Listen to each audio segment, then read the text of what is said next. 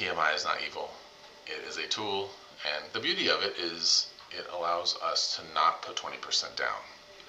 You know, I think it really started becoming popular in the 80s, because prior to that, if you talk to your grandparents or anybody that bought a house probably pre-90s, they were bringing 20% down, and that was the model, that was the understanding, that you had to save your 20% down.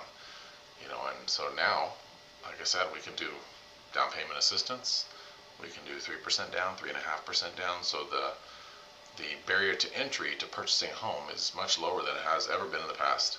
So that's really the benefit to the concept of mortgage insurance. You're essentially paying the bank just in case you default. And again, as your home appreciates in value and you get closer to that 20% equity position, then you can refinance or recast, or there's a few things you can do with your loan to reduce or remove that mortgage insurance. So it's a tool like all other financial tools, and I think there's a good reason to use it, and it at the very least will keep you from having to put 20% down if you have other places to put that money.